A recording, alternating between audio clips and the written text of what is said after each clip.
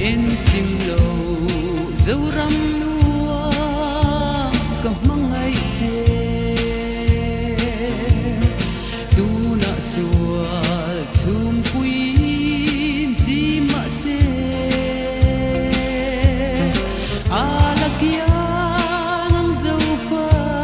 de kan din nan re om tin ren tu kan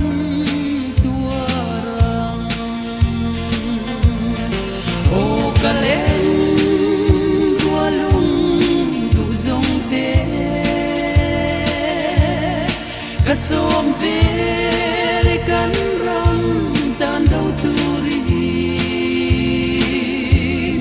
kan ham nun moi le thong ai na du nu tiang chon du parang ti vul turin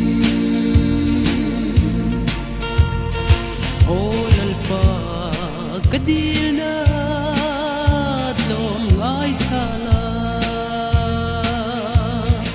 kan rami lal na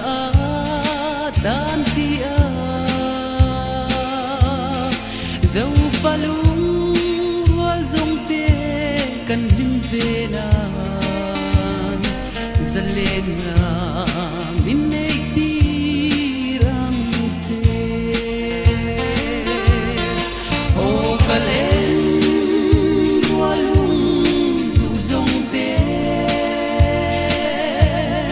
kasom pe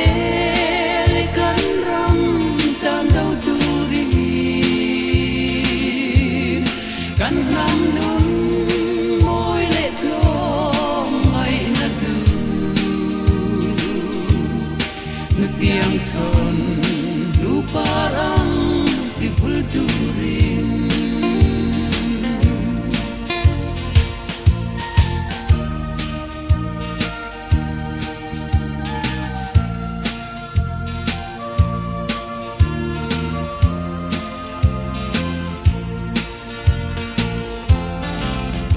kalen roalung du chen tak zong chu ngil lo bia thu suang lung aremi kan ron hla ni lal ba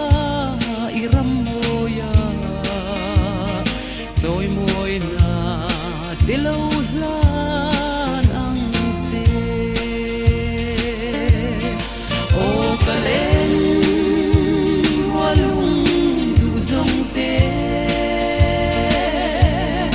kasom te kan ram tan dau turi kan nam